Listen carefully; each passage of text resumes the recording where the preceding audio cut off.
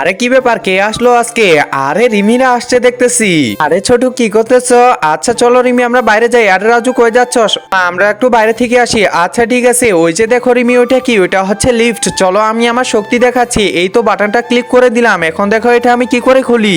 আরে রাজু কি শক্তি দেখাচ্ছে? আরে বাহ, রাজু তো খুলে ফেললো দেখতেছি। বাহ, রাজু তো মনে হয় ভালোই শক্তি। এখন দেখো আরেকটা বাটন চিপে আমি নিচে চলে যাব।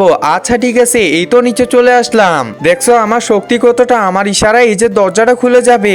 আরে বাহ, রাজু তো দেখি ভালোই শক্তি, ওর ইশারায় দরজাটা খুলে গেল। হ্যাঁ হ্যাঁ, এটা তো কিছুই না, আরো অনেক কিছু দেখাবো, চলো আমার সাথে। এই তো দরজাটাতে বাড়ি দিয়ে চলে আসলাম, তাড়াতাড়ি আমিও পালাই। একজন মা কতটা আপন হয়ে থাকে, যার মানেই তাকে জিজ্ঞাসা করে দেখো। তো দেখা যাক বন্ধুরা, এই মায়ের জন্য কে ভিডিওটিতে লাইক এন্ড সাবস্ক্রাইব করে।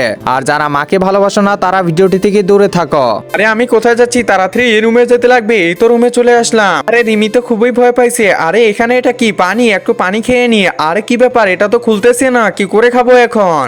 আরে রাজু এটা তোমার দ্বারা হবে না, এই যে দেখো আমি খুলে দিলাম। আরে বাহ, দেখছো আমার কত শক্তি।